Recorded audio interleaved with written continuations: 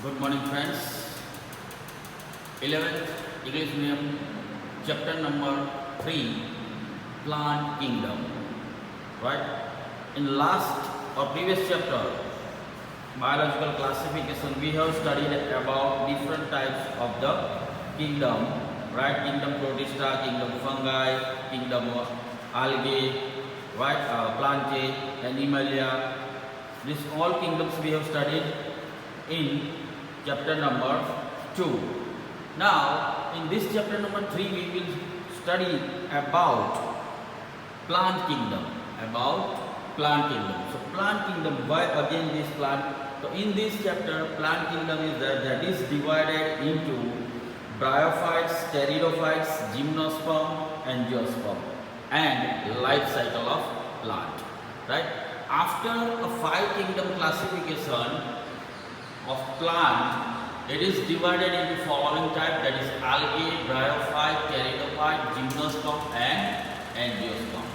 Now, why this classification was needed again to classify into this algae, bryophyte, pteridophyte, gymnosperm, and angiosperm? Why it is requirement? So let us see here. Before earlier classification in the previous chapter which we have studied, that the earlier classification used only superficial morphological characters like habit, color, number, shape of the leaves, etc.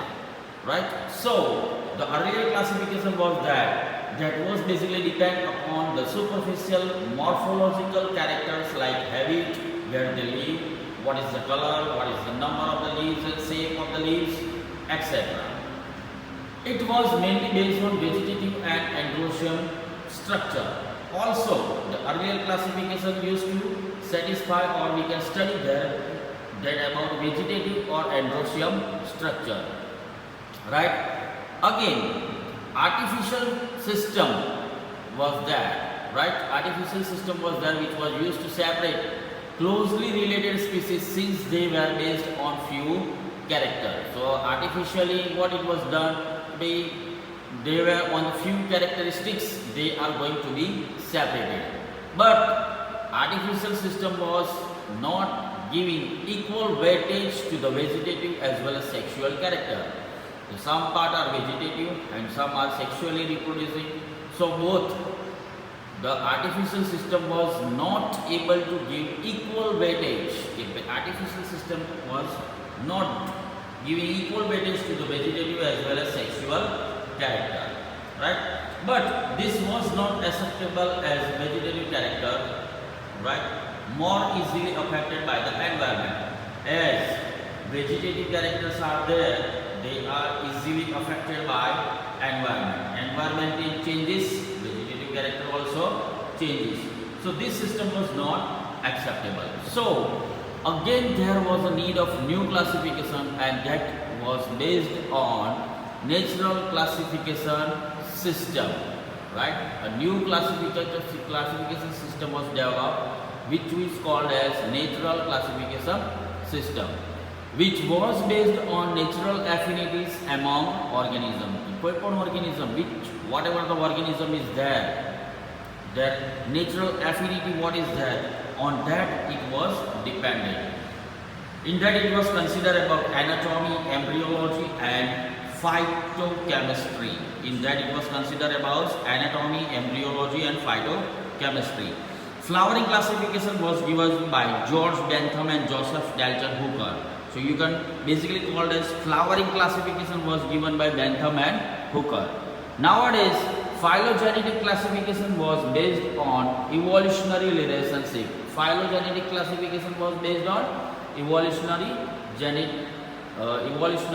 relationship between various organisms, and this shows the organism belonging to the same taxa having the common ancestor, and from that we are able to know that those particular organisms have common ancestor, and this was understood after getting the phylogenetic classification.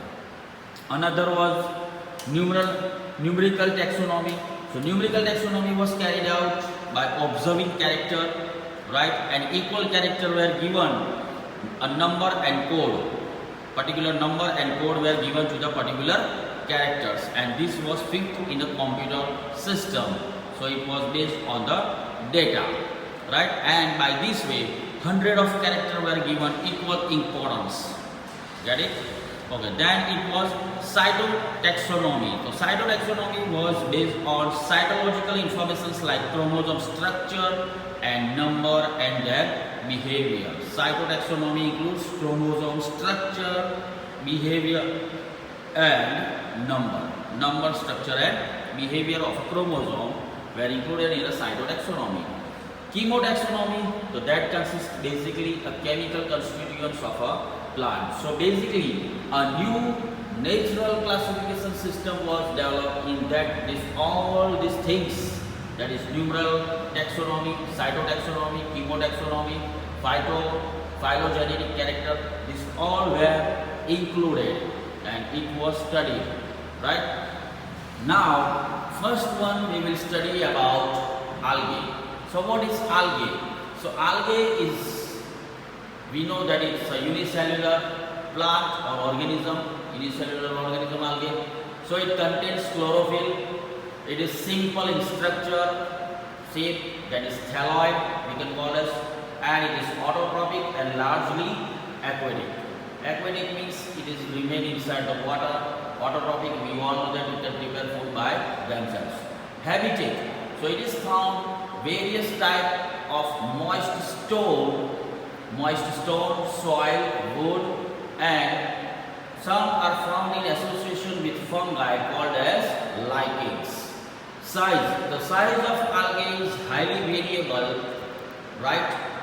Microscopic, unicellular, that is Calandomonas, filamentous form, that is Ulothrix, and conical form, that is Volvox. Conical form, that is Volvox. Now, reproduction of algae. So, reproduction of algae by three ways: vegetative, asexual, and sexual.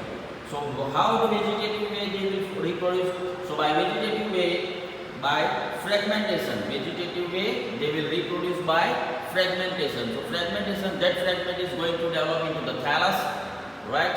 And from that thallus, the new organism is created. Same way, asexual reproduction is there. So, asexual reproduction takes place by formation of the spore that commonly that are considered as a zoospore, and zoospore are flagellated and motile. Flagellated and motile means that spore contain flagella, right? Flagella. The spore will contain flagella, and they are motile. Suppose consider this is a spore. So it will contain a flagella like this way, right? So flagella, this hair-like structure, so they are motile, so they can move from one place to another place. So asexual formation of spore, commonly zoospore, and flagella are flagellated and motile, so give rise to the new plant. Now this says that if in sexual fusion, what will happen? Sexually reproduction. In sexual reproduction, there is a fusion of two gametes. Now, two gametes, you all know, two gametes, that is male and female. Two gametes, that is considered as a male and female, right? So, male and female, these gametes are going to be produced, male, female. So, fusion of two gametes, if that gametes are flagellated and similar size or non-flagellated and similar size, then it is called as isogamous fusion, right? Isogamous fusion. So flagellated or non-flagellated but similar in a size, right? Same way, if fusion between two dissimilar agents, dissimilar gametes, both the gametes are dissimilar, then it is a anisogamous. And if the fusion between one large female non-motile, female gamete which is non-motile, and male gamete which is motile, such type of the fusion is called as O-gamous. So you have to remember here O-gamous, anisogamous and isogamous. Three type of the fusions are there, that is seen in a sexual reproduction. Now you will see about uses of algae. So algae is useful to the man in many ways. Half of the carbon dioxide of the earth is done by carbon dioxide fixation is done by algae, right? Whatever the carbon dioxide produced on the earth, from that half of carbon dioxide is utilized by algae. So fixation of carbon dioxide by the algae. Now algae act as the primary food producer for aquatic organism. Red and brown algae are there. They produce hydrochloride substance. Hydrochloride substance means water holding substance. So water holding substance. So algin. So algin is produced by brown algae, and carrageen. Carrageen is produced by the red algae. Now algae, which is commercial product obtained from Galidium and Garoliera, which is used to grow microbes and used in the preparation of ice cream and jellies. Another algae, that is chlorella. Chlorella, which is a unicellular algae which is rich in a protein, and that is used by space traveler as a food. So those who are going into the space, they will use algae as a food.